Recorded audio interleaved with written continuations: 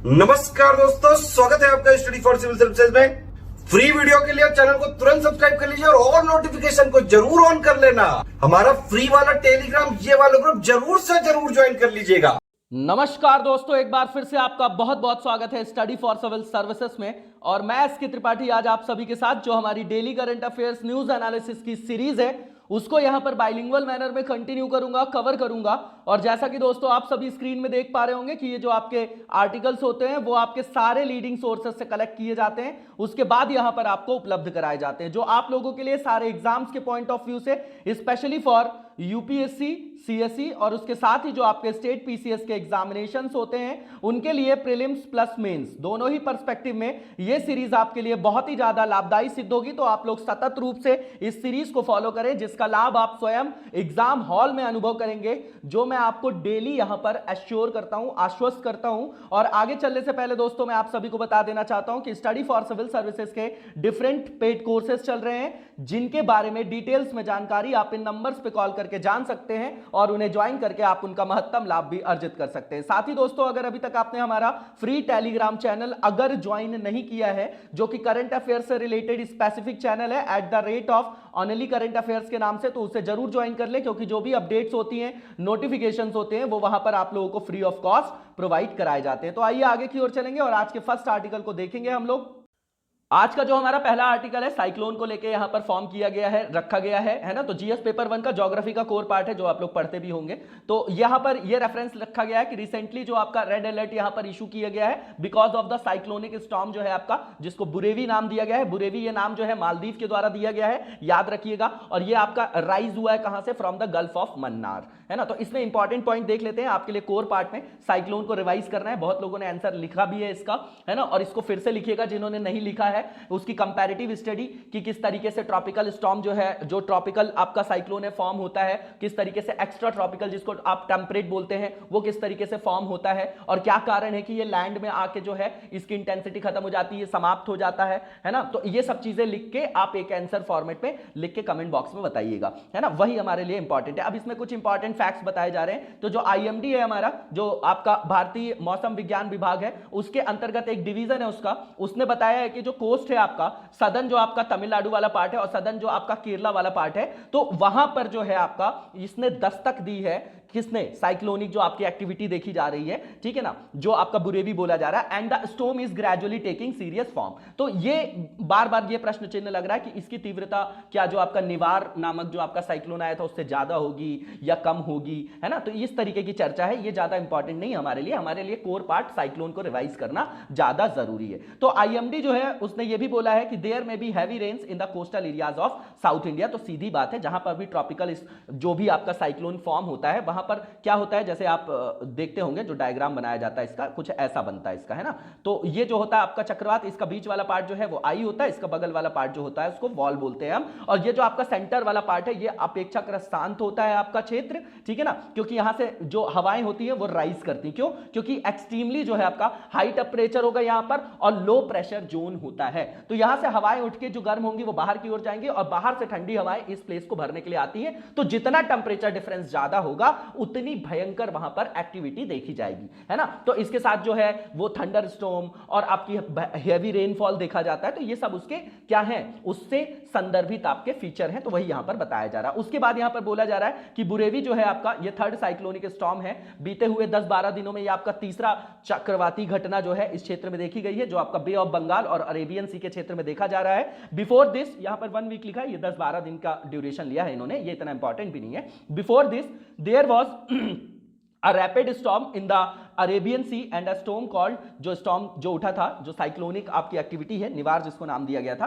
वो भी आपका उत्पत्ति जो है उसकी जो ओरिजिन हुआ था उसका, वो कहां से हुआ था? बे ऑफ बंगाल से हुआ था। नॉर्मल सा रेफरेंस है। अब यहां पर मेन पॉइंट ये है, मैं आपको बता देता हूं और उसके बाद आप लोग देख जाइएगा, आर्टिकल में सिंपल चीजें लिखी गई हैं। देखिए कुछ चीजें यहां पे बताई गई है कि बुरेवी जो है आपका जो आपका ट्रॉपिकल साइक्लोनिक स्टॉर्म है कहां फॉर्म हुआ है? गल्फ ऑफ मन्नार में। और इसका नामकरण किसने किया है? नॉमेनक्लेचर जो देखते हैं आप, मालदीव्स ने किया है, ठीक है ना। और इसका जो लिटरल मीनिंग है आपका, जो आपकी लैंग्वेज है वहां की धिवेही जो आपकी लैंग्वेज है, उसमें जो है बुरेवी का मतलब क्या है? तो ब्लैक मैंग्रोव है, ये याद रखिएगा। इसमें फैक्चुअल जो है प्रीलिम्स के हिसाब से ये सब चीजें हमारे लिए इंपॉर्टेंट हो गई। अब जो नया यहां पर जो प्रश्न लगाया जा रहा है रिसर्चर्स के द्वारा, जो लगातार यहां पर क्वेश्चंस रेज हो रहे हैं कि भैया ये जो आपका साइक्लोन बुरेवी है, क्या वो चक्रवात जो आपका साइक्लोन निवार था उससे ज्यादा जो इसकी इंटेंसिटी होगी, क्या उससे ज्यादा तीव्र होगा ये? तो उसके बारे में ये बताया जा रहा है कि ये जो आपका अपवेलिंग होता है ना ओशियन में, आप देखते हैं कि जो आपका सी या ओशियानिक एरिया में जो अपवेलिंग होता है, जिसमें क्या होता है आपका अपवेलिंग, क्या होता है अपवेलिंग में कुछ नहीं होता, जो आपका कोल्ड वाटर होता है वो आपका लोअर सरफेस से जो ओशियन का जो आपका अपर सरफेस होता है, अपर लेयर होता है, वहां की ओर वो आपका ऊपर की ओर आ जाता है। कहने का मतलब क्या, cold water from the lower surface of the ocean is pushed towards the upper oceanic surface in the absence of a warm ocean surface. Any cyclone such as Burevi will not get enough energy while moving into the oceanic region, resulting in a decrease in its intensity. एक बात बताइए कि जो भी आपका tropical cyclonic activity है उसके लिए क्या इंपॉर्टेंट जो आपका फ्यूल के रूप में काम करता है, वो लेटेंट हीट होता है। वो किससे जनरेट होता है, जो आपका सी सरफेस टेम्परेचर होता है, ठीक है ना। तो जब जो उसकी कनेक्टिविटी इससे जब डिस्टर्ब हो जाती है या अलग हो जाती है, जब वहां पर उसकी कनेक्टिविटी उससे क्या हो जाती है, अलग हो जाती है, जब उससे उसका कनेक्शन अलग हो जाता है, इसीलिए इसका कारण ये होता है कि ये जब लैंड वाले एरिया में पहुंचता है जो आपका ट्रॉपिकल साइक्लोन, तो वो आपका क्षीण हो जाता है, समाप्त हो जाता है ना। यही कारण है, क्योंकि वो जो उसकी इंजन का जो आपका फ्यूल है उससे उसका क्या हो जाता है, कनेक्शन जो है कट हो जाता है। वही चीज यहां पर बताई जा रही है कि भैया अगर अपवेलिंग हो जाएगी तो फिर वो जो आपका फ्यूल के रूप में जो उसका काम करेगा, जो उसकी इंटेंसिटी को बढ़ाता है, तो वही डिक्रीज हो जाएगी, इसलिए ये इतना पावरफुल नहीं होगा। नॉर्मल सी चीजें, यही चीजें यहां पर बताई गई है ना। बोला जा रहा है कि भैया ये जो आपका मतलब ये जो सिस्टम है आपका जो डेवलप हुआ है, जो इंटेंसिटी ऑफ साइक्लोन बुरेवी की बात कर रहे हैं, will be limited due to the sea movement created by the cyclonic Nivar. तो उससे क्या हुआ, अपवेलिंग वाली स्थिति बनी। अब अपवेलिंग के कारण वहां पर जो उसका फ्यूल वाला कनेक्शन है वो उससे टूट जाएगा। वही चीजें यहां पर बताई जा रही है। तो उसको जो है पर्याप्त एनर्जी नहीं मिलेगी, जिसको फ्यूल बोल रहा हूं मैं, तो उसकी जो आपकी इंटेंसिटी होगी वो आपकी डिक्रीज हो जाएगी। नॉर्मल सी चीज है। अब साइक्लोन होता क्या है, तो साइक्लोन क्या है भैया, स्ट्रॉन्ग थंडर स्टॉर्म है ना, हैवी रेनफॉल वगैरह देखा जाता है वहां पर, hot air around low atmospheric pressure.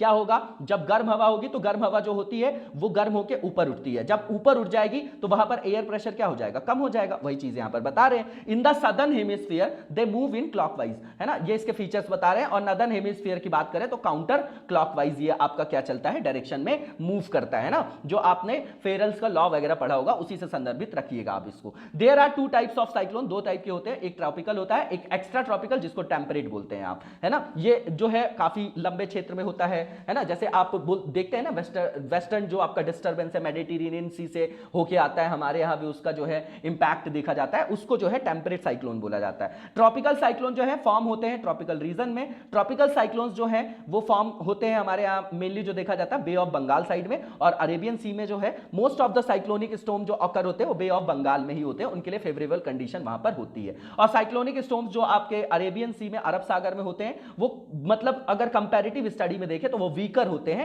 than those arising in the Bay of Bengal। तो बंगाल की खाड़ी वाले चक्रवात अधिक शक्तिशाली होते हैं। नॉर्मल सी चीजें, बिल्कुल बेसिक चीजें हैं, आप इसको देख जाइएगा। इसके बाद जो नेक्स्ट हमारा आर्टिकल है ये आपका इंटरनेशनल पॉलिटिक्स से रिलेटेड है, आईआर में रख सकते हैं आप इसको, जीएस पेपर 2 में। ईरान न्यूक्लियर एग्रीमेंट बहुत ही पुराना टॉपिक है, बहुत ही इंपॉर्टेंट है, आप इसको रेगुलर न्यूज में देखते होंगे, है ना। और काफी चीजें जो है आप लोगों को इसके बारे में पता भी होगा। तो ट्रंप जी के कार्यकाल में क्या हुआ था कि बोले भैया ईरान का जो परमाणु समझौता है उससे हम बाहर होते हैं, इसके ऊपर प्रतिबंध लगाना पड़ेगा, ये लगातार जो है न्यूक्लियर जो है आपका प्रोलिफरेशन कर रहा है, ये वो सारी चीजें आप लोगों ने सुना होगा। तो अब वहां पर गवर्नमेंट चेंज हुई है, तो अभी जो है आपको जो बिडेन आ गया आपको पता है। तो ईरान परमाणु समझौते को फिर से लागू करने के लिए बिडेन द्वारा नई मांगे रखी गई हैं, मतलब मांगे मतलब टर्म्स एंड कंडीशंस रखी गई हैं, है ना, कि उसको फिर से रीस्ट्रक्चर किया जाए। ये आपका क्या है, आपका नॉर्मल सा रेफरेंस है कि Iran has decided to install 100 of modern centrifuge for जो आपके यूरेनियम एनरिचमेंट है at its underground plant,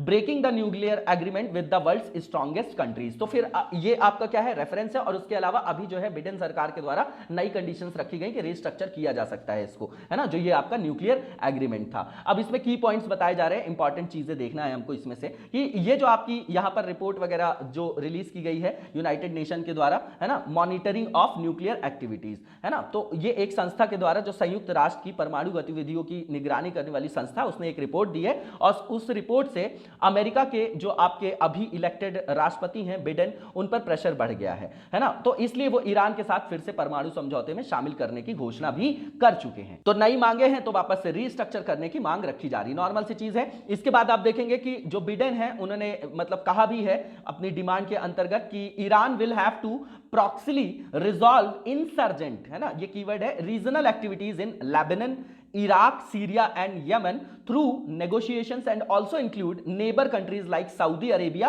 in this negotiations। तो वो बोल रहा है कि ये जो आसपास के आपके सराउंडिंग जो नेबरिंग कंट्रीज हैं उनको भी जो है इसके अंतर्गत जो है आपको वो शामिल करना होगा। और कहा है कि प्रॉक्सी रूप से जो है आपको मतलब जो आपके यहां पर जो भी आपका इंटरनल डिस्टर्बेंस है, ये जो आपका एरिया जो है वहां पर डिस्टर्बेंस है, तो वहां पर जो क्षेत्रीय गतिविधियां उनको वार्ता के माध्यम से उसको हल करना होगा। और इसमें जो है सऊदी अरब जैसे जो आपके पड़ोसी कंट्री हैं उनके साथ भी आपको इस तरीके के प्रावधानों को अपनाना पड़ेगा, वहां पर शांति को बनाए रखना पड़ेगा, तभी आपके साथ जो है वहां पर समझौता किया जाएगा। एक नॉर्मल सी चीज है। अब ये सबसे इंपॉर्टेंट है जो मैं हमेशा बोलता हूं, JCPOA है ना, ज्वाइंट कॉम्प्रिहेंसिव एक्शन प्लान, ये आपका ईरान के न्यूक्लियर एग्रीमेंट से ही रिलेटेड है। यह आपका एक एक्शन प्लान था जो आपका एग्रीमेंट साइन किया गया ईरान एंड द P5 कौन से हो गए आपके, यही जो आपके सुपर पावर्स हैं, ठीक है ना, +1 the 5 permanent members of the UN security council, US है, ब्रिटेन है, फ्रांस, रशिया, चाइना और आपका जर्मनी। कब हुआ था? 14 जुलाई 2015 को। इंपॉर्टेंट है हमारे लिए,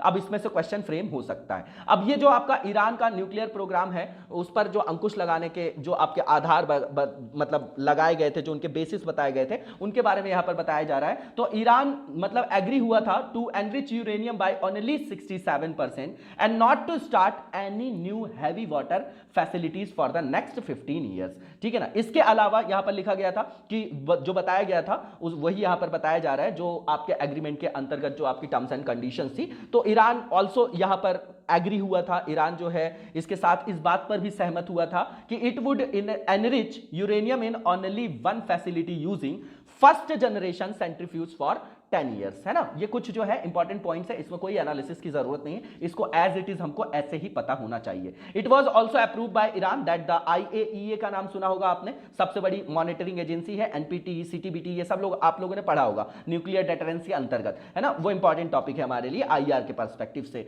है ना। पॉलिटिकल साइंस ऑप्शनल में तो है ही है और GS के लिए भी इंपॉर्टेंट है। तो इंटरनेशनल जो एटॉमिक एनर्जी एजेंसी है ना, उसने इसको अप्रूव भी किया था कि the world nuclear monitoring agency है आपकी, could use all Iranian nuclear facilities. तो भैया जैसे ही हम कोई ट्रीटी वीटी साइन करेंगे, भारत ने नहीं किया, क्यों? क्योंकि संप्रभुता का मुद्दा उसने बताया कि भैया जो सारे आपकी जो जानकारियां हैं संसाधनों की, जो आपके न्यूक्लियर जो आपके रिसोर्सेस है उसके बारे में सारी मॉनिटरिंग कौन करेगी? IAEA करेगी, है ना। तो in exchange for Iran strict adherence to these जो भी आपके कमिटमेंट्स थे ये, तो nuclear sanctions from the US, EU and UN security council were lifted, है ना, कि अगर जो है ईरान द्वारा जो ये शर्तें थी उनका शक्ति से अगर पालन किया जाएगा तो उसके बदले में जो उसके ऊपर जो है प्रतिबंध लगाए गए थे US के द्वारा, EU के द्वारा, है ना, जो UN आपकी सिक्योरिटी काउंसिल है, तो वो हटा दिए गए थे जब वो इस तरीके की शर्तें मानने को तैयार था। अब इसके बाद आगे की ओर चलेंगे और जो नेक्स्ट हमारा टॉपिक है ये आपको बहुत इंपॉर्टेंट है, सोशल जो जस्टिस है उसके अंतर्गत आप इसको रख सकते हैं, पेपर 2 से लिंक होगा आपका ये। तो डिसेबल्ड पॉपुलेशन इन इंडिया, अभी डिसेबल्ड डे था, तो जब भी ऐसा कोई इंपॉर्टेंट डे हो तो उस टॉपिक को हमको अच्छे से जो है वो अपने पास नोट्स मेंटेन करके रख लेना चाहिए, हमेशा के लिए इंपॉर्टेंट है हमारे लिए ये, है ना। तो दिसंबर 3 जो है आपका, थर्ड जो आपका दिसंबर था वो आपका यूनाइटेड नेशन ने इंटरनेशनल डे के रूप में उसको रिकॉग्नाइज किया है पर्सन विद डिसेबिलिटीज के लिए, which is observe to promote a more inclusive, ये कीवर्ड है, more inclusive and accessible conditions for differently abled and to raise awareness for their rights, ठीक है ना। तो बिल्कुल सीधी बात है कि ये आपका सोशल जस्टिस है, उनको भी जो है समाज की मुख्य धारा में, विकास की जो मुख्य धारा है उसमें सम्मिलित किया जाए, है ना, उनको जो है इंक्लूसिव और एक्सेसिबल कंडीशंस प्रोवाइड की जाए, है ना, ताकि वो भी जो है अपने जीवन में जो है समुचित विकास कर सके और एक सम्मानजनक जीवन, गरिमामय जीवन जो है जी सके, आर्टिकल 21 के अंतर्गत। तो how are the disabled identified, तो जो अभी आपका बिल आया था जिसमें इनके रिजर्वेशन वगैरह की बात की गई थी, वहां सबसे बड़ा क्रिटिसाइज किया गया था, जो क्रिटिसाइज करने का पॉइंट था वो यही था था कि उसमें जो मतलब पॉपुलेशन ली गई थी 2011 की, और आप बिल जो है 5-7 साल बाद पास कर रहे हो तो पॉपुलेशन बढ़ गई होगी ना भैया, तो वो तो क्या हो गया आपका कॉन्ट्राडिक्टरी हो गया, वहां पर एक लूप होल था। वही बताया जा रहा है कि until the 2011 census the questionnaire contained questions on 7 types of disabilities, तो इसको 7 से बढ़ा के 21 कर दिया गया है नए वाले बिल में, है ना। तो वो जो डिसेबिलिटीज के जो आपके मतलब आधार थे वो केवल 7 थे, 7 टाइप की डिसेबिलिटीज को वहां डिफाइन किया गया था। तो अब जो ये लिस्ट है वो 21 कर दी गई है। When the right of people with disabilities were introduced इन 2016, 2019 में ये जो रिपोर्ट है, एक रिपोर्ट है, उसके अंतर्गत इंक्लूड किया गया क्वेश्चन को to identify people with neurological and blood disorders. ये जो है आपका नया जो मेंटल हेल्थ बिल वगैरह के बारे में भी आप लोगों ने सुना होगा, है ना। तो along with a temporary loss of ability in addition to an earlier definition, this also include mental disabilities and permanent inability to move, speak, hear and visualize, है ना। ये पॉइंट्स हमको पता होने चाहिए। इसके बाद रिवाइज्ड जो डेफिनेशन जो आपकी रिकॉग्नाइज की गई है वो की गई है deformity and injuries of acid attack victims as a disability due to which they are entitled to various relief measures. बिल्कुल करना ही चाहिए इनके लिए, ठीक है ना। और स्टेटस क्या है डिसेबल्ड वंस का, तो according to the NSO report, जो आपकी एनएसओ है उसकी रिपोर्ट के अनुसार भारत में जो ग्रामीण पुरुषों की, है ना, मतलब विलेज में देख रहे हैं हम, गांव के संदर्भ में ये डेटा सैंपलिंग लिया गया है कि पुरुषों में जो आपकी डिसेबिलिटीज है उसका मतलब अधिक परसेंटेज वहां पर देखा गया है ना, ग्रामीण क्षेत्रों में। उसके बाद the proportion of disability in men was higher in India than in women, ठीक है ना। तो महिलाओं से ज्यादा जो है पुरुष आपके यहां पर क्या है, दिव्यांग है या विकलांग है ना, दिव्यांग वर्ड यूज करिए क्योंकि हमारे प्रधानमंत्री जी करते हैं। And disability was more prevalent in rural areas than in urban areas. उसके पीछे बहुत सारे कारण है ना, सैनिटेशन है, पोलियो है, बहुत सारी चीजें हैं उसके पीछे। पूरा हेल्थ और जो है आपका वो जो आपका अवेयरनेस है वो उससे जाके संदर्भित होगा, फिर गरीबी भी उससे संदर्भित होगी, पर कैपिटा इनकम भी होगी, वो प्रोटीन डाइट नहीं ले पा रहे हैं, है ना, सारी चीजें वहां पर कनेक्ट होंगी। The most common disability was the inability to move without assistance, ठीक है ना, कि मतलब सहायता के बिना अगर कोई व्यक्ति इधर से उधर चल नहीं सकता, स्थानांतरित नहीं हो सकता, उसमें असमर्थ है, तो सबसे आम जो है यही विकलांगता थी। उसके बाद यहां पर बताया जा रहा है कि मोर मैन है आपके, मतलब ज्यादातर जो पुरुष है, experienced locomotor disability than woman, है ना, लोकोमोटर विकलांगता का अनुभव किया पुरुषों में ज्यादा देखे गए महिलाओं की तुलना में। उसके बाद ये जो नंबर्स बताए जा रहे हैं were based on manually collected information, यहां मैनुअली जो आपकी कलेक्टेड जो इंफॉर्मेशन जो है कलेक्ट की गई है, मैनुअली जो है वो सैंपलिंग की गई है। इन अदर वर्ड्स जो आपके रिस्पॉन्डेंट्स थे were asked if they felt any difficulty in performing task such as walking, talking etcetera. Normal सी चीज है। अब कॉन्स्टिट्यूशनल प्रोविजन क्या है डिसेबल्ड वंस के लिए इंडिया में, है ना। तो जो आपकी 7वीं अनुसूची है, 7th शेड्यूल है कॉन्स्टिट्यूशन का, वो कवर करता है the subject of assistance for the disabled and unemployed under the state list. ये पॉइंट इंपॉर्टेंट है, नोट डाउन करके किनारे करिए। उसके अलावा आर्टिकल 41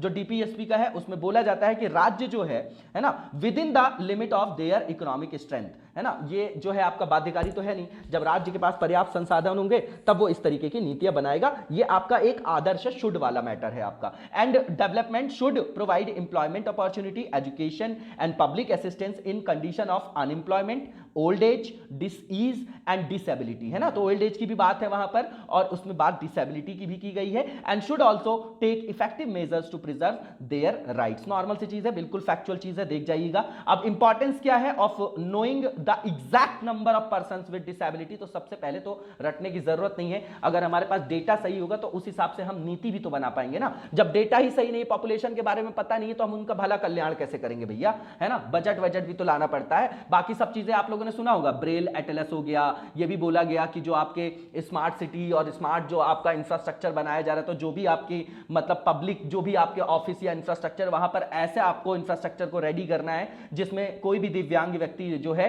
वो आराम से जो है नॉर्मल आदमी की तरह सारी फैसिलिटीज को अवेल कर सके। ये सब आप लोगों को पता होगा। तो disabled in India are entitled to certain benefits. To claim these benefits including reservation, सबसे पहला मुद्दा reservation in educational institutions, to concessions on railway tickets, they have to produce a certificate as proof of disability. यहीं पर ये बात थी कि 40% disabled होना आवश्यक था, इसको भी क्रिटिसाइज किया जा रहा था। At the macro level allocation for welfare scheme depends on the prevalence and type of disability. तो भैया जब डेटा होगा तभी इन सब चीजों का लाभ वो उठा सकेंगे। इसके बाद यहां पर जो नेक्स्ट टॉपिक है हमारा, ये आपका पेपर 2 से रिलेटेड होगा, जीएस पेपर 2 से ही रिलेटेड है ये आपका। सिटीजनशिप वगैरह जो एक्ट पढ़ते हैं, पीआईओ पढ़ते हैं, ओसीआई पढ़ते हैं, उसी से संदर्भित है कि proposal to provide postal ballot facility to overseas Indian. तो जो ओवरसीज इंडियंस हैं उनको किस तरीके से जो है हमारी जो लोकतांत्रिक प्रक्रिया का आधार है चुनाव में, तो उनकी जो है वहां पर जो आपकी जो भी उनकी क्या है, उनका जो पार्टिसिपेशन है कैसे जो सुनिश्चित किया जा सके,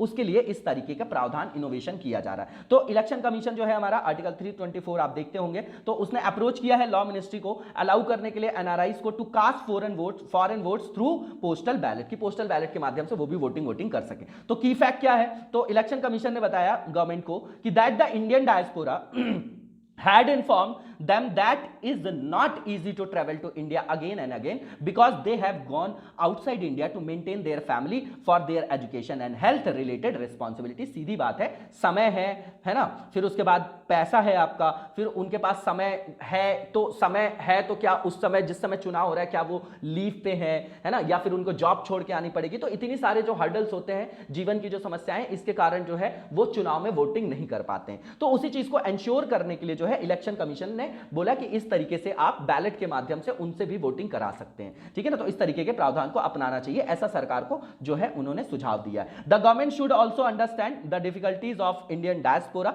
and make arrangements for them so that they may cast their votes. बिल्कुल नॉर्मल सी चीज है। इसके बाद यहां पर जो बताया जा रहा है कि what is the current process, तो अभी वर्तमान में क्या परिस्थिति है आपकी वोटिंग के लिए, जो इंडियन सिटीजन आपके अब्रॉड में रह रहे हैं, जो आपके बस गए हैं या फिर किसी रोजगार के लिए गए हैं वहां पर, है ना, तो उनके बारे में बताया जा रहा है। तो जो आपके जो भी अभी एनआरआईज वगैरह हैं वो वोटिंग कर सकते हैं, है ना, in the constituency in which his her place of residence as mentioned in the passport. बिल्कुल ठीक बात है, जिस भी कॉन्स्टिट्यूएंसी में उनका नाम होगा वहीं तो वो वोटिंग कर पाएंगे, वो पासपोर्ट में आपका मेंशन होता है। तो अगर आप पासपोर्ट से ही जो उनकी पूरी आइडेंटिफिकेशन है, तो जहां पर भी वोटिंग करने जाएंगे तो वहां पर उनको पोलिंग स्टेशन में पासपोर्ट जो ओरिजिनल है वो अपने साथ लेके जाना पड़ेगा, एक आइडेंटिफिकेशन का आधार है वो।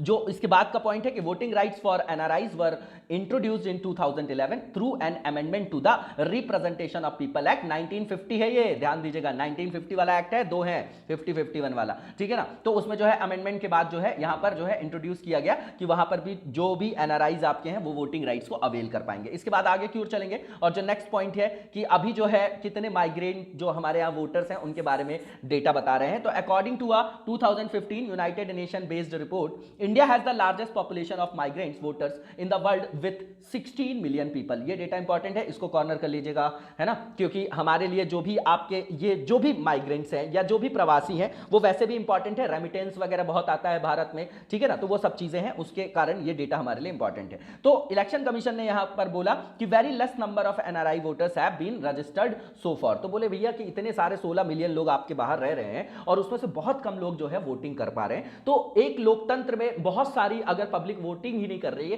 तो किस तरीके से उसको जनादेश माना जा सकता है ना। तो according to the election commission, out of more than 1 lakh overseas Indian registered as voters in India in last years Lok Sabha election, only 25,000 had flown to India to vote. तो भैया 25,000 लोग केवल आए थे वोटिंग करने, और बताइए कितने ज्यादा अवेयरनेस होगी इनके अंदर, कितने तत्पर है देश के प्रति कि बेचारे वहां से आके वोटिंग की। यहां से दिल्ली से अगर किसी को अपने होम स्टेट जाना होता है तो भी 10 बार सोचता आदमी की नौकरी छोड़ना है, किराया देना है, रिजर्वेशन कराना है, कैसे जाएंगे, क्या करेंगे, है ना, ये सब चीजें। तो आप इस चीजों को समझ सकते हैं, ये तर्क अपने पास रख सकते हैं। और उसके बाद if approved how will NRIs vote through postal ballot, है ना, तो किस तरीके से पोस्टल बैलेट से वो अपना जो वोटिंग वगैरह देंगे। तो नॉर्मल सी चीज है, इसके बारे में आप लोगों ने पढ़ा भी होगा, वीवीपैट भी पढ़ा होगा, है ना आपने, और उसके बाद ईवीएम वगैरह पढ़ा होगा। तो ये सब चीजें हम लोगों को पता भी होनी चाहिए जो हमारे यहाँ यूज हो रही है, क्योंकि ईवीएम तो हमेशा चर्चा में रहती है। जो भी पार्टी हार जाती है वो ईवीएम को जो है दोष देती है, और जो जीत जाती है वो उसका सपोर्ट करती है। उसके बाद फिर जो पार्टी मतलब जो भी हारती चाहे सत्ता में हो, जब वो हार जाएगी तो वो ईवीएम को दोष देगी। ये परमानेंट फीचर है, आप लगातार देख लीजिए हमारे यहाँ। तो as per the proposal of the election commission, any NRI interested in voting through postal ballot in an election will not have to notify the returning officer 5 days after the election notification. मतलब समझिएगा कि जो चुनाव आयोग का जो प्रस्ताव है उसके अनुसार चुनाव में जो पोस्टल बैलेट के माध्यम से मतदान करने की अगर कोई रुचि रखता है तो किसी भी एनआरआई को चुनाव का जब नोटिफिकेशन जारी होता है तो उसके 5 दिन बाद जो है रिटर्निंग ऑफिसर को सूचित नहीं करना होगा। पहली चीज, इस तरह की जानकारी प्राप्त करने पर आरओ इलेक्ट्रॉनिक रूप से जो आपका बैलेट पेपर वो आपका भेजेगा, ठीक है ना। तो कहने का मतलब ये है, सीधी बात है, बैलेट पेपर का मतलब ये पोस्टल बैलेट नाम से समझिए कि उनको जो है वो वहां पर क्या करेंगे, रजिस्टर्ड होंगे। तो भैया जब रजिस्टर्ड होंगे तो उनके पास पोस्टल बैलेट को भेजा जाएगा, ठीक है ना, और भेजा जाएगा, फिर वो वहां पर वोटिंग करके जो है इलेक्ट्रॉनिकली भेजा जाएगा और फिर वहां पर अपनी वोटिंग करके उसको रीसेंड कर देंगे वापस से, जो है उसको उनको क्या कर देंगे, वो पुनर्प्रेषित कर देंगे, है ना, वापस इलेक्शन कमीशन को। तो यहां पर जो एनआरआई वोटर्स हैं will download the ballot paper, mark their choice on the print out and send it back with a declaration by an officer, जो ऑफिसर वहां पर अपॉइंटेड होगा बाय द डिप्लोमेट और representative of the country where the NRI is residing, ठीक है। However it is not clear if the voter will return the ballot himself via ordinary post और leave it at the Indian embassy. तो अभी जो है यहां पर इस समय ये धारणा स्पष्ट नहीं है कि यदि मतदाता साधारण डाक के माध्यम से खुद जो है मतपत्र को वापस करने की सोचेगा या भारतीय दूतावास में छोड़ेगा, तो ये जो पॉइंट है वो क्लियर नहीं है। सिर्फ ये याद रखिएगा पोस्टल बैलेट उसको उसी तरीके से याद रखिएगा, उसमें कुछ रटने की जरूरत नहीं है, सेपरेट क्वेश्चन कभी नहीं बनेगा इसमें, ठीक है ना। तो इलेक्शन कमीशन के अंतर्गत जो इनिशिएटिव लिए जाते हैं या चुनाव को और ज्यादा लोकतांत्रिक बनाने के लिए जो है जो प्रयास किए जा रहे हैं, उसके अंतर्गत एक पॉइंट के रूप में हम इसको यूज कर सकते हैं। इसके बाद what happened to the proposal to give proxy voting rights to foreign voters, तो क्या मतलब इंपैक्ट होगा उसका वो बताया जा रहा है। तो यूनियन कैबिनेट ने, जो हमारी मतलब संघ की कैबिनेट है, उसने 2017 में पास किया था resolution on proxy voting rights for NRIs. तो गवर्नमेंट जो है then brought a bill to amend the RPA, जो एक्ट है आपका 1950, क्योंकि जब भी अब नया आपको प्रोविजन उसमें अगर ऐड करना है तो भैया अमेंडमेंट की जरूरत पड़ेगी, तो उसमें अमेंडमेंट किया गया, है ना। उसके बाद the bill was passed by Lok Sabha and it ended with the dissolution of the 16th Lok Sabha while pending in the Rajya Sabha. तो भैया लोकसभा में पेंडिंग था, है ना, और मतलब लोकसभा से जो है आपका पास कर दिया गया था, राज्यसभा में पेंडिंग था, तो जब लोकसभा ही आपकी भंग हो गई तो वो बिल भी खत्म हो गया, दोबारा उसको इंट्रोड्यूस किया जा सकता है। नॉर्मल सी चीजें, टाइमलाइन बता रहे हैं यहां पर। इसके बाद जो नेक्स्ट हमारा आर्टिकल है वो है आपका, ये हम पहले भी जो है अभी हम लोगों ने पढ़ा था कि राष्ट्रपति से जो आपकी क्षमादान हेतु जो रिश्वत योजना है उसका अमेरिकी न्याय विभाग द्वारा खुलासा। तो राष्ट्रपति की क्षमादान शक्ति भारत के कंटेक्स्ट में हम लोगों ने पढ़ा था, वो हमारे लिए इंपॉर्टेंट है, और ये आपकी कंपैरेटिव कॉन्स्टिट्यूशन के जो स्टडी वाला टॉपिक है हमारा, किसमें जीएस पेपर 2 में, वहां से लिंक होगा। तो US justice department reveals bribe to get pardon from president scheme, है ना। देखिए समझिएगा, according to recently release court document, जो वहां की कोर्ट ने रिलीज किया है डॉक्यूमेंट, तो US department of justice is investigating an alleged bribery scheme that was paying money to officials at the White House in exchange for the Rashtrapati Bhavan और memorial. अब इसके की फैक्ट जानने की जरूरत है, ठीक है। तो जो अभी मतलब ताजा जो खुलासा हुआ है ये बता रहे हैं, एमिडिस द लेटेस्ट रिवीलेशन, जो मतलब रिवील किया गया है वहां पर, there are reports about the information that President Trump is considering misusing his clemency power by pardoning his family member and his close aides during his last days of office in the White House. ये news में भी था कि अपने मतलब पद उनका जाने वाला था हाथ से, तो लास्ट टाइम पे उन्होंने जो है ये पार्डन पावर का यूज किया था, तो वहीं पे एलिगेशंस लगाया जा रहा है कि उन्होंने अपनी पावर का मिस यूज किया है, ठीक है ना। अब जो है यहां पर मेन टॉपिक जो आया वो अब आया कि ये इंपॉर्टेंट है हमारे लिए कि जो अमेरिकी राष्ट्रपति होते हैं उनको जो है एक्सट्रीम पावर है, पार्डनिंग पावर की बात करें, हमारे यहां आर्टिकल 72 और आर्टिकल 161 यहां पर आपके राष्ट्रपति हैं और ये आपके राज्यपाल हैं। इसको एक बार देख लीजिएगा और एक बार कंपैरेटिव स्टडी करके आप लिख के दिखाइएगा भी, ठीक है ना। तो और जो शिल्पा जी ने बोला था मतलब वो डेली लिखती हैं, पहले तो आपको बहुत बहुत शुभकामनाएं, आप जिस तरीके से आंसर लिख रही हैं लगातार लिखते रहिए, और आपने मेंशन किया है कि वही मोटिवेशन है, तो याद रखिए आंसर मैं आप लोगों का डेली पढ़ता हूं और उसमें पॉइंट टू पॉइंट रिव्यू करने से कोई मतलब नहीं होता, वो सिर्फ मार्केट स्ट्रेटजी है। आप बस लिखते चलिए और मैं थोड़ा सा फ्री होकर जल्द आपके सामने लाऊंगा कि किस तरीके के मॉडल आंसर्स को हमको लिखना होता है ना। वैसे कोई मॉडल आंसर होता ही नहीं है, लेकिन फिर भी हमको किस मैप पे चलना है। मैं हमेशा बोलता हूं कि आप इंट्रो लिखिए, है ना। इंट्रो लिखने के 2-4 तरीके होते हैं, कभी डिस्कस करेंगे अपन, है ना। इंट्रो आपका 20 वर्ड से ज्यादा नहीं होना चाहिए, है ना, और कंक्लूजन आपका इंट्रो से छोटा होना चाहिए। बॉडी में आपका पॉजिटिव भी होना चाहिए, नेगेटिव पार्ट भी होना चाहिए और वे फॉरवर्ड भी होना चाहिए। दैट्स इट, सारे आंसर का फॉर्मेट ऐसा ही होता है। बाकी सब बताने की चीजें, क्रिटिकल एनालिसिस कर दो, डिस्कस कर दो, ये कर दो, वो कर दो, डराने की चीजें हैं। आप ऐसे लिख के देखिए और इसी फॉर्मेट में तैयारी करिए, आपको लाभ अवश्य होगा, है ना। तो आप जो है रेगुलर लिखते रहिए, आपका आंसर डेली पढ़ता हूं मैं, और आप लोग बहुत अच्छी मेहनत करके आपके आंसर में खुद में देख रहा हूं कि इंप्रूवमेंट हो रहा है, जो लगातार लिख रहे हैं ना। तो आप लोग लिखिए और परमानेंट लिखते रहिए उन चीजों को, वही आपको सक्सेस दिलाएगी, ठीक है। तो यहां पर यह बताया जा रहा है कि इनकी जो पावर होती है वो अगर इंडिया के प्रेसिडेंट से कंपेयर किया जाए तो बहुत ही ज्यादा क्या होती है, व्यापक होती है, क्योंकि इनको कॉन्स्टिट्यूशनल राइट दिया जाता है ग्रांट पार्डन और reduce punishment in cases related to federal crimes. तो जो भी आपके फेडरल क्राइम्स हैं उनके अंतर्गत क्षमा प्रदान करने की उनको संवैधानिक अधिकार प्राप्त है, ठीक है ना। तो ये जो आपकी जो भी यूएस प्रेसिडेंट की ये पावर है, पार्डनिंग पावर, वो अनलिमिटेड है ना, की पॉइंट। उसके बाद एंड कीवर्ड है आपका, and can not be restricted by the Congress. तो वहां की जो कांग्रेस है वो उसको रिस्ट्रिक्ट नहीं कर सकती है। According to the US constitution, clemency is a broad executive power and is at the discretion of the president. क्यों? क्योंकि भैया प्रेसिडेंशियल फॉर्म ऑफ गवर्नमेंट है, सीधा सा फंडा। उसके बाद that is the president is not accountable to anyone upon grant of pardon and is not required to explain any reason for it. तो ना तो किसी के लिए अकाउंटेबल है, ना किसी को जवाब देंगे वो, ना किसी को उसका एक्सप्लेनेशन देंगे, ना रीजन देंगे। इसका मतलब उनकी पावर बहुत ज्यादा अनलिमिटेड है। अब व्हाट इज प्रेसिडेंशियल पार्डन, है ना। तो ये जो है आपका ऑल मॉडर्न अमेरिकन जो आपके प्रेसिडेंट्स हैं have the constitutional right to forgive और reduce the punishment of those who break federal laws. Normal सी चीज है, ये तो रेपिटेशन है। इसके बाद the president has the power to pardon individuals for almost any crime and is not accountable for the grant of his pardon, ठीक है ना। नॉर्मल सी चीज है, फिर रेपिटेशन है। इसके बाद ये जो पावर है आपकी हैज सम लिमिटेशंस, मतलब कुछ लिमिटेशंस है। The power applies only to federal offences and not to state. तो आपको पता है कि वहां पर जैसे 50 स्टेट है तो सबको दो दो जो है आपकी सीट दी गई है, तो वहां पर सिमेट्रिकल जो है आपका फेडरलिज्म देखा जाता है। जो आपका एक्यूरेट जो आपका मॉडल प्रेसिडेंशियल फॉर्म है जो आपका है ना, जो फेडरल गवर्नमेंट का है ना, वो वहीं पर है, राष्ट्रपति शासन का। आप लोगों को पता है भारत में असिमेट्रिक है, आपको पता है ना, हमारे हर राज्य को जो है बराबर सीट नहीं मिली हुई है पॉपुलेशन के हिसाब से, वहां ऐसा नहीं है, सबको दो दो जो है वो वहां पर सीट दी गई है। और दूसरी चीज वहां पर जो है स्टेट ज्यादा पावरफुल है, हमारे यहां सेंटर ज्यादा पावरफुल है, क्योंकि हमारा संविधान जो है कनाडा का जो पार्लियामेंट्री फॉर्म ऑफ डेमोक्रेसी है, जो संघीय शासन है, उसकी तरफ ज्यादा झुका हुआ है। उसका कारण अलग है कि 1947 में जब हमारा देश आजाद होता है तो भैया 550 से अधिक रियासतें थी, सब अपना अपना देश बनाना चाह रहे थे। तो इंटीग्रेशन के लिए जो है संघ को ज्यादा शक्तिशाली बनाना जरूरी था, क्योंकि विघटनकारी शक्तियां आपकी वहां पर मौजूद थी। नॉर्मल सी चीजें, बहुत सारी चीजें जो है कनेक्ट कर दिया मैंने यहां पर आप लोगों को।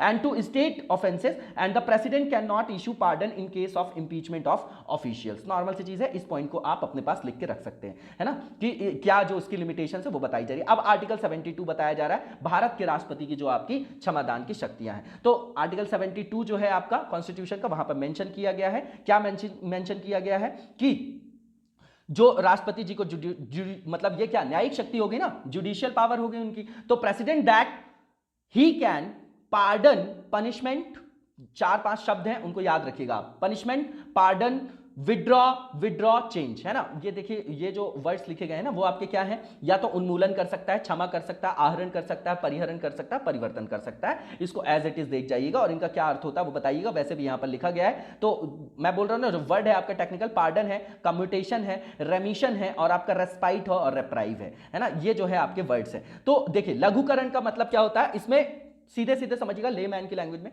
कम्यूटेशन जो लघुकरण है उसमें क्या करते हैं, मान लीजिए कोई आपका दंड है, मान लीजिए 7 साल का दंड है किसी मतलब अपराध के संदर्भ में, तो उसका मतलब क्या कर देंगे, नम्र कर देंगे, उसको 7 साल की जगह 3 साल कर देंगे, है ना, लाइटर फॉर्म कर देंगे किसका, पनिशमेंट का, उसको बोलते हैं कम्यूटेशन। अब उसके बाद रेमिशन किसको करते हैं, तो इसमें जो आपका ड्यूरेशन होता है ना पनिशमेंट का, उसको क्या कर सकते हैं, उसको कम कर सकते हैं, लेकिन नेचर जो होती है सजा की वो चेंज नहीं करते हैं, ठीक है ना। इसके बाद रेस्पाइट का मतलब क्या है कि reduction of punishment, it is found on special basis like reducing the punishment of pregnant woman. तो स्पेशल सर्कमस्टेंसेस में, जैसे कोई महिला गर्भवती है तो उसके पास रीजनिंग है, इसलिए उनकी सजा में कमी की जा सकती है, विराम इसीलिए नाम दिया गया है इसका, रेस्पाइट। इसके बाद प्रविलंबन का मतलब क्या है कि दंड प्रदान करने में विलंब करना, जैसे कि आपके किसी को कैपिटल पनिशमेंट दी गई मृत्यु दंड के मामलों में, तो उसमें जो है वो थोड़ा सा विलंब करना, delay in award of punishment specially in cases of death penalty, ठीक है ना। तो यहां पर भी जो प्रेसिडेंट की पार्डनिंग पावर है डिपेंड करती है एंटायरली है उनके विल पे।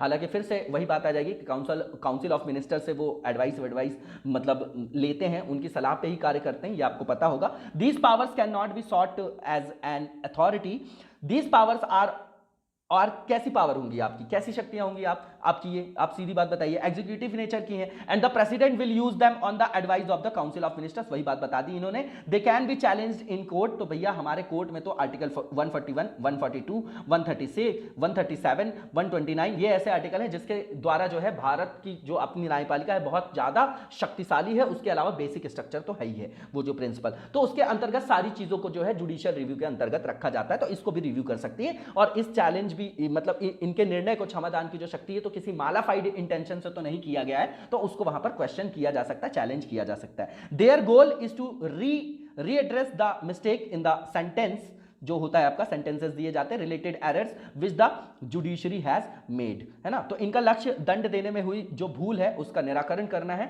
जो न्यायपालिका ने कर दी हो, है ना। तो इनका लक्ष्य क्या है, जो मतलब पार्डनिंग पावर का मतलब यह है कि मान लीजिए जुडिशरी किस पे काम करती है, इमोशंस पे नहीं करती भैया, सीधे सीधे फैक्ट्स पे करती है ना, जो आपके सबूत वबूत होते हैं। तो मान लीजिए कोई गलत आपके फैक्ट्स रख दिए गए, तो किसी के साथ गलत हो गया, तो जो न्यायपालिका के द्वारा की गई भूल है उसको वहां पर सुधारने के लिए ऐसी पार्डनिंग पावर को प्रेसिडेंट को दिया गया है ना। लेकिन उनके जो है उनके निर्णय को न्यायालय में मतलब चुनौती दी जा सकती है, कोई मालाफाइड इंटेंशन तो नहीं है ना, ठीक है ना। इसके बाद जो नेक्स्ट हमारा आर्टिकल है ये भी आपका एनवायरमेंट से रिलेटेड है, constitution of a committee to monitor India's Paris climate target, है ना। तो INDC वगैरह के बारे में पता होगा आप लोगों को, ठीक है ना। अब सारी चीजों को आपको रिवाइज कर जाना है, कब से, जो आपका UNFCCC जब से बनेगा, कब से, जो आपका Rio+20 आप पढ़ते होंगे, Rio+10 पढ़ते होंगे और रियो समिट पढ़ते होंगे। तो 1992 वाला जो आपका रियो समिट है, उसके बाद आपका UNFCCC बनेगा, और जो आपका डिजर्टिफिकेशन वाला एक फंडा आएगा और एक आपका और आएगा, कौन सा आएगा आपका बायो सेफ्टी वाला, है ना, जो आप लोग सुनते हुए होंगे ना हमारे यहाँ, जो आपका बायो सेफ्टी से रिलेटेड जो आपका क्या आया है, जो आपका एक्ट भी लाया गया है ना, कन्वेंशन ऑन बायोडाइवर्सिटी, और ये सब आप GMOs वगैरह देखते होंगे तो उस संदर्भ में भी आप देखते होंगे, है ना, हमारे यहाँ भी एक्ट आया है। तो ये 3 चीजें आई हैं। तो वहां से 1997 से जो आपका क्योटो है, वहां से जो डेवलपमेंट हुआ है, चाहे क्योटो आपका 1 की अवधि रही हो, 2005 से 12, फिर 13 से 20 क्योटो 2 रहा हो, तो जब वो खत्म हो रहा था तो उसी के सब्स्टिट्यूट के रूप में 2015 में जो है कि 20 के बाद क्या फॉलो करेंगे, तो भैया पेरिस क्लाइमेट डील होती है, उसके अंतर्गत ये INDC लाया जाता है, जो आपका स्वैच्छिक है, वॉलंटरली है, क्योटो में बाध्यकारी था, इसीलिए इसको क्रिटिसाइज भी किया जाता है, ठीक है ना। तो यहां पर जो है भारत ने पेरिस जलवायु लक्ष्यों की निगरानी के लिए एक समिति का गठन किया है, और अभी ही हमारे मिनिस्टर ने यह भी बताया था उन्होंने कि जो है हम जो है वो पूरे विश्व में जो है सबसे अग्रणी लेवल पे बैठे हुए हैं, जो हमारे लक्ष्य थे उसको हमने समय से पहले ही क्या कर लिया, अचीव कर लिया है ना। तो सारी चीजें आप देख रहे हैं MNRE के अंतर्गत, जो आपका रिन्यूएबल एनर्जी पे जो हमारा भारत काम कर रहा है, चाहे आपका इलेक्ट्रिक व्हीकल को लेके हो, तो सारी जो एनवायरमेंटल एस्पेक्ट में जो योजनाएं हैं आप उन चीजों को याद कर सकते हैं यहाँ पर। तो the government of India has constituted a high level जो आपकी मिनिस्टीरियल कमिटी है for the implementation of the goal related to Paris agreement for climate change, reference है। अब इसके बाद देखते हैं कि की पॉइंट्स क्या है इसके। तो सीधी बात है कि भारत सरकार ने जो जलवायु परिवर्तन पर जो आपका वॉक द टॉक है, उस पर भारत की गंभीरता की पुष्टि करने वाले एक अन्य कदम में पर्यावरण मंत्रालय, वन और जलवायु परिवर्तन मंत्रालय के सचिव की अध्यक्षता में जो भी आपकी पेरिस क्लाइमेट डील थी, तो उसके इंप्लीमेंटेशन के लिए एक उच्च स्तरीय जो आपकी हाई लेवल की इंटर मिनिस्ट्रियल जो आपकी समिति है, जो आपकी कमेटी है, उसका गठन किया गया, रेफरेंस है, ठीक है ना। अब इसके बाद यहां पर लिखा गया है कि जो भी आपके सीनियर ऑफिशियल्स हैं of the 14 ministries will serve as member of this high level inter ministerial committee that will monitor progress in the implementation of India's national defined जो आपका क्या है कंट्रीब्यूशन है ना, इंटेंडेड जो आपका नेशनली डिटरमाइंड जो आपके कंट्रीब्यूशन है उसकी बात करें, डिफाइन नहीं है आपका, ठीक है ना। तो इसके बाद क्या है कि ये आपका वैसे भी न्यूज में था, ठीक है ना। तो इसमें कौन मेंबर होंगे, तो सारे जो आपकी 14 मिनिस्ट्री हैं उसके अंतर्गत जो भी आपके मेंबर्स सीनियर ऑफिशियल्स होंगे वो सर्व करेंगे इसके मेंबर के रूप में, ये याद रखना है। इसके बाद जो क्लाइमेट गोल है to meet the requirements of the Paris agreement, उसी को तो मॉनिटर करेंगे ये आपके। These officers will receive information periodically, है ना, मतलब एक समय जो आपका समय अंतराल होगा, जो आपका मतलब एक जो आपका टाइम ड्यूरेशन होगा, तो वहां पीरियोडिकली जो है उसको मॉनिटर भी किया जाएगा, रिव्यू भी किया जाएगा और रिवाइज भी किया जाएगा इन इंफॉर्मेशंस को, ठीक है ना। नॉर्मल सी चीज है। इसका ऑब्जेक्टिव क्या होगा, तो भैया सीधी सी बात है, क्रिएट करना है coordination response to climate change issues which ensure that India is on मतलब is on track to fulfil its obligation under the Paris agreement including its INDC की जो बात करते हैं हम लोग। सीधी बात है कि जो हमारे लक्ष्य हैं क्या हम उस ट्रैक पे चल रहे हैं या नहीं, तो भैया इसको रिव्यू करने के लिए एक बॉडी चाहिए थी, तो वैसी बॉडी के रूप में आपकी ये कमिटी काम करेगी।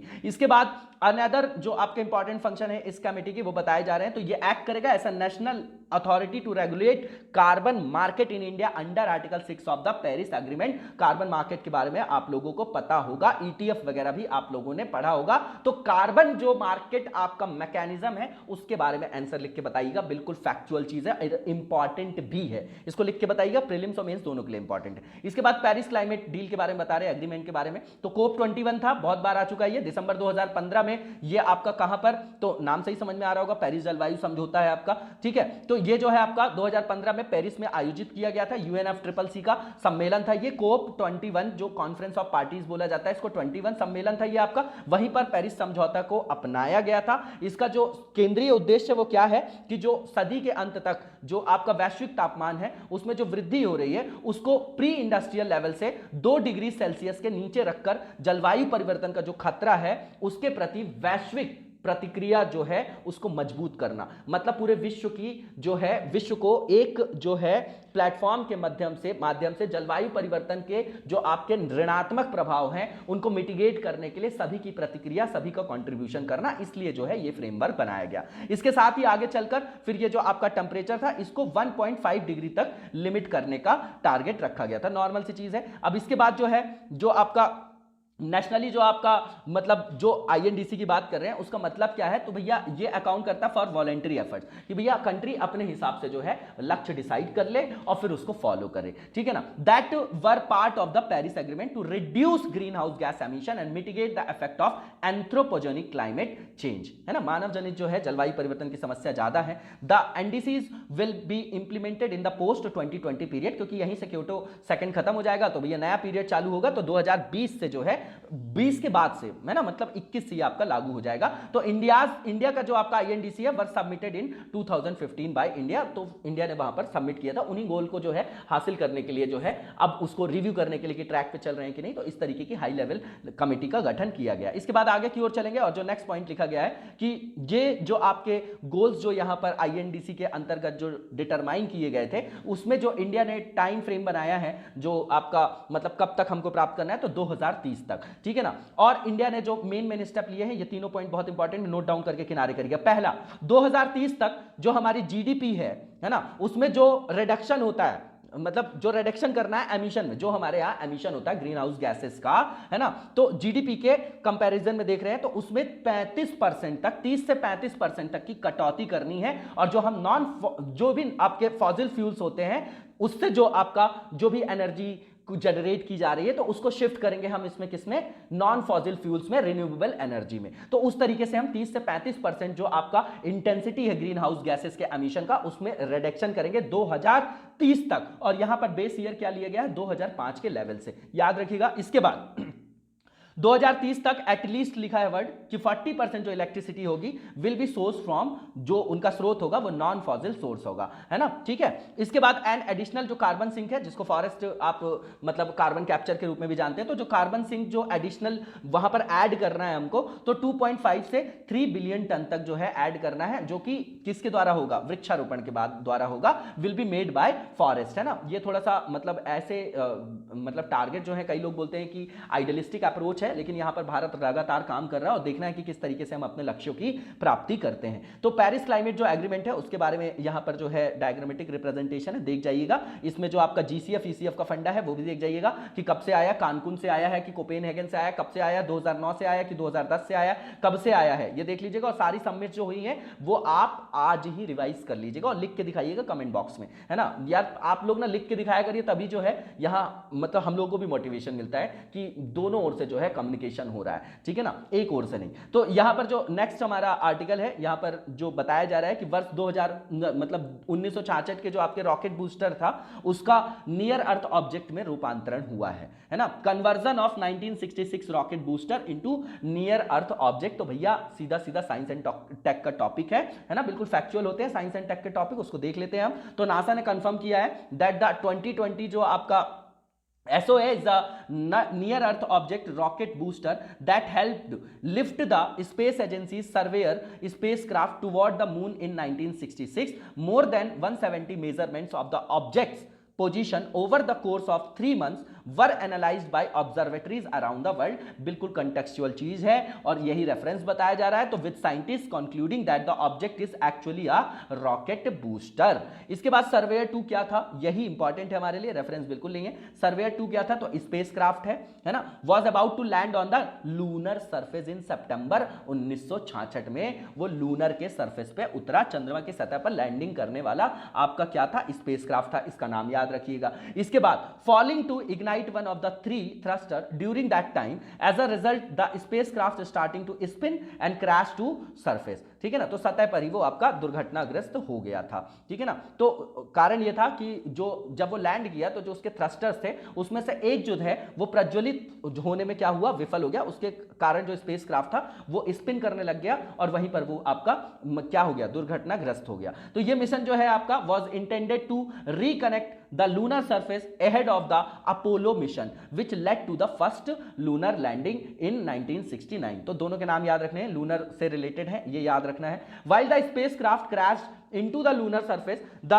rocket booster disappeared into an unknown orbit around the sun। है ना, तो उसके बाद वो जो है अननोन कक्षा में गायब भी हो गया था। सूर्य के चारों ओर एक अज्ञात कक्षा थी, वहां पर जो रॉकेट बूस्टर था वो गायब हो गया था। ठीक है ना, तो how it was determined to be a rocket booster, तो कैसे जो है उसको डिटरमाइन किया गया कि वो आपका रॉकेट बूस्टर है। तो भैया एस्ट्रोनॉमर्स ट्रैक एस्टेरॉइड्स यूजिंग जो आपका बाइनोकुलर्स होता है to determine if there are potentially dangerous asteroids that pose a threat to the planet. तो सीधी बात है कि खगोलविद जो है वो ये निर्धारित करने के लिए दूरबीन का उपयोग करके जो क्षुद्र ग्रह होते हैं उनको ट्रैक करते हैं कि क्या जो ये आपके संभावित खतरनाक क्षुद्र ग्रह हैं क्या वो हमारे प्लैनेट के लिए खतरा पैदा कर रहे हैं, कर सकते हैं या नहीं। तो उस थ्रेट को जानने के लिए जो है उस तरीके की जो है वो आयाम को अपनाते हैं। इसके बाद यहां पर रॉकेट बूस्टर जो है वो अर्थ के जो करीब आया, came to earth somewhat closer in the last few decades। An approach in late 1966 was also that the object originated from the earth। Normal सी चीज है। अब पैन स्ट्रास जो आपका वन टेलीस्कोप है उसके बारे में बताया जा रहा है। तो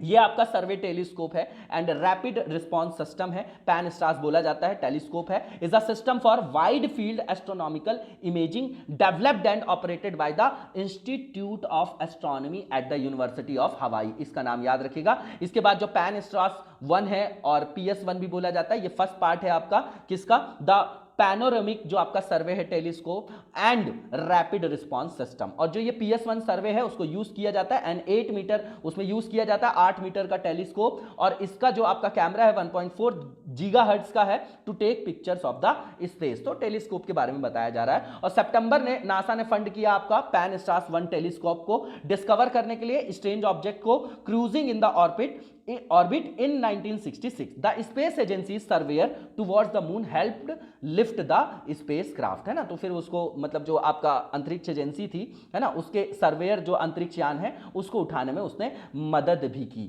है ना। जो आपका लूनर सरफेस की बात कर रहे हैं वहां के लिए बिल्कुल फैक्चुअल चीजें, इसको देख जाइएगा, इसमें कोई एनालिसिस का स्कोप नहीं है ना। प्रीलिम्स पॉइंट ऑफ व्यू से ज्यादा इंपॉर्टेंट है, डायरेक्टली पूछा जा सकता है किसका मिशन है, क्या है, कैसा है, ये सब चीजें पूछी जाती है। अब इसके बाद जो नेक्स्ट आर्टिकल है इकोनॉमी से रिलेटेड है ना, सीधा GS पेपर 3 से आपका लिंक होगा। तो यहां पर economy is heading towards as V shaped recovery path central government. तो यहां पर जो बताया जा रहा है कि लास्ट जो आपका मंथली इकोनॉमिक रिव्यू जो किया जाता है बाय द फाइनेंस मिनिस्ट्री, उसके अंतर्गत बताया जा रहा है कि जो भारतीय अर्थव्यवस्था है उसने रिकॉर्ड किया है a quarter on quarter increase of 23% in the GDP after the decline in the first quarter. India's economy is on a we shaped recovery path. तो बोल रहे हैं वी शेप्ड है, इसका मतलब ये है भैया कि पहले तो आपका नीचे आया और मतलब आपका क्या हुआ, स्लो डाउन हुआ और उसके बाद हम फिर से वैसे ऊपर जा रहे हैं। तो उसी को वी शेप्ड रिकवरी पाथ बोलते हैं कि अब हमारी जो है इकोनॉमी जो है ट्रैक पे आ रही है। अब इसके क्या यथार्थ है वो तो धीरे धीरे पता चलेगा। तो की पॉइंट्स इसके बारे में बताया जा रहा है, तो ये डेटा हमारे पास होना भी चाहिए, इंपॉर्टेंट है हमारे लिए। अब जो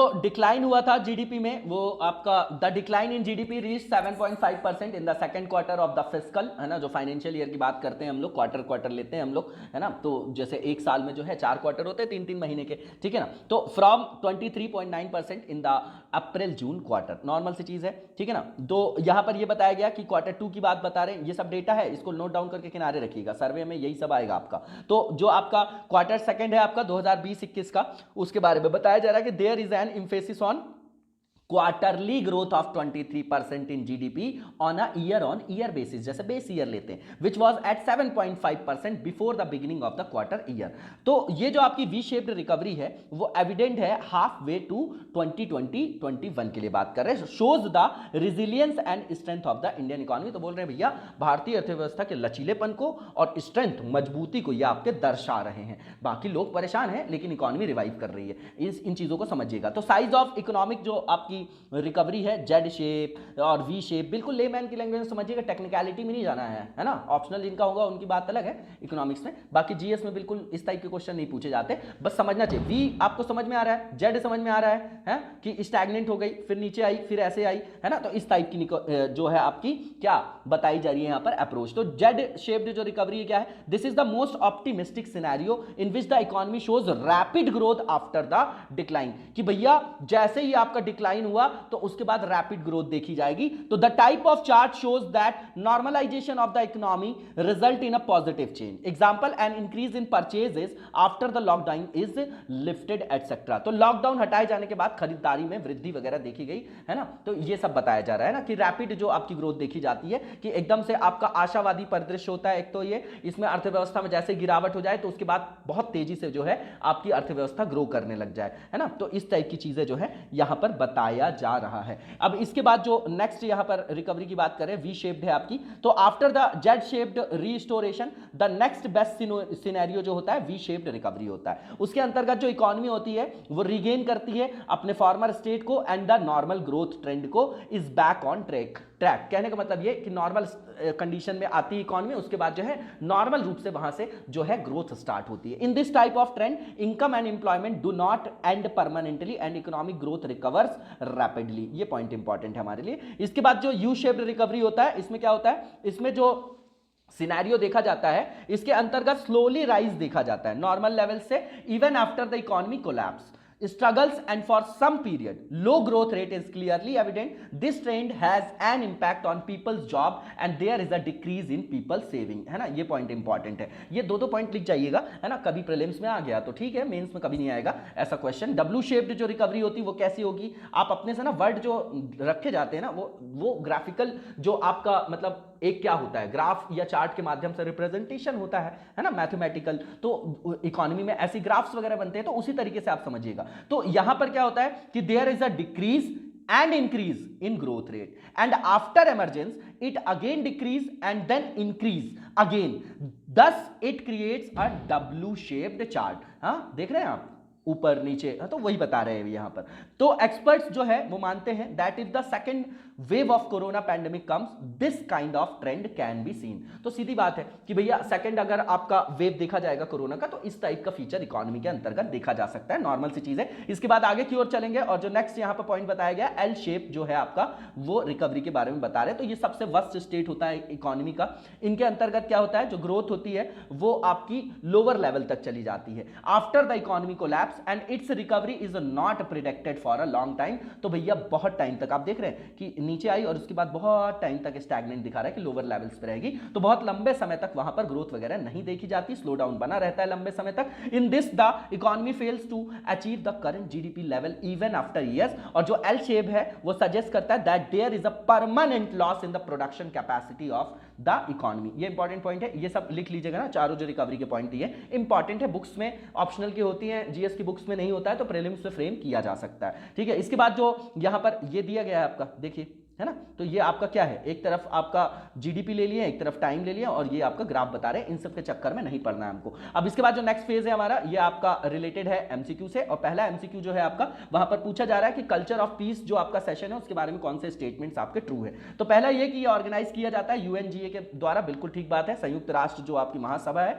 दूसरा ये कि this session has been organised by the united nation every year since 1997। तो ये आपका जो लिखा हुआ है ये बिल्कुल फैक्चुअल चीज है और ये भी बिल्कुल सही है कि 1997 से ही जो है प्रत्येक वर्ष इस सत्र का आयोजन किया जाता है। दूसरा स्टेटमेंट भी बिल्कुल ठीक है, इंफॉर्मेटिव है क्वेश्चन। तीसरा ये कि 1998 में ये डिक्लेरेशन किया गया, किसके संदर्भ में? The declaration and programme on action on the culture of peace was adopted by the UNGA in 1998। Year गलत लिखा हुआ, 1999 से किया गया है। ये आपका फैक्चुअल चीजें हैं, इसको देख जाइएगा, प्रीलिम्स के पॉइंट ऑफ व्यू से इंपॉर्टेंट हो सकता है। तीसरा स्टेटमेंट आपका गलत है, 1999 होगा इसलिए। और लास्ट जो स्टेटमेंट है, it was adopted after 10 months of negotiations with reference to the preparations for the international year of peace। बिल्कुल ठीक बात है। तो पहला, दूसरा और चौथा जो आपका स्टेटमेंट है वो ट्रू है आपका यहां पर। ओनली जो है आपका थर्ड स्टेटमेंट गलत है क्योंकि ईयर वहां पर गलत लिखा गया था। तो यहां पर डी में दिया गया 1, 2 एंड 4, तो इसका आंसर आपका डी हो जाएगा। इसके बाद जो नेक्स्ट क्वेश्चन है हमारा, ये आपका आरसीबो टेलीस्कोप से रिलेटेड स्टेटमेंट्स दिए गए हैं, बताना कौन सा ट्रू है। तो पहला ये कि रिसेंटली जो आपका प्यूर्टो रिको है ना, जाइंट जो आपका आर्क्यूबो जो आपका क्या है, टेलीस्कोप है ना, इसका नाम आप याद रखिएगा। जो आपका प्यूर्टो रिको है उसका विशाल जो आपका आरसीबो टेलीस्कोप है वो आपका नष्ट हो गया है हाल ही में, जो खगोल विज्ञान में अपने विशिष्ट योगदान के लिए प्रसिद्ध था, है ना, प्यूर्टो रिको वाला, याद रखिएगा। बिल्कुल पहला स्टेटमेंट जो यहां पर दिया गया है ये आपका ट्रू है। इसके बाद दूसरा जो स्टेटमेंट है कि it is the world's largest single dish radio telescope, तो ऐसा नहीं है बिल्कुल भी। ये आपका 1963 में बिल्ड किया गया था और ये आपका सेकंड लार्जेस्ट है आपका सिंगल डिश रेडियो टेलीस्कोप। तो बताइएगा कि वर्ल्ड का जो लार्जेस्ट है सिंगल डिश रेडियो टेलीस्कोप वो कौन सा है। तो दूसरा स्टेटमेंट यहां पर गलत है, ये आपका लार्जेस्ट नहीं है, सेकंड नंबर का लार्जेस्ट है। और तीसरा जो स्टेटमेंट है कि this telescope provided information about the dangerous coming from the depths of space such as asteroids, meteors and alien world etcetera to scientist all over the world. Normal सी चीज है, इंफॉर्मेटिव क्वेश्चन है। First और third statement आपका true है, only second statement जो लिखा गया है वो गलत है। तो इसका आंसर यहां पर 1 and 3 ओनली हो जाएगा, जो कि सी में दिया गया है। इसी के साथ आज के वीडियो को यहीं पर विराम देंगे हम लोग और कल नेक्स्ट वीडियो में कंटिन्यू करेंगे। तब तक लगातार जबरदस्त तरीके से पढ़ते रहिए। Thank you so much, best of luck.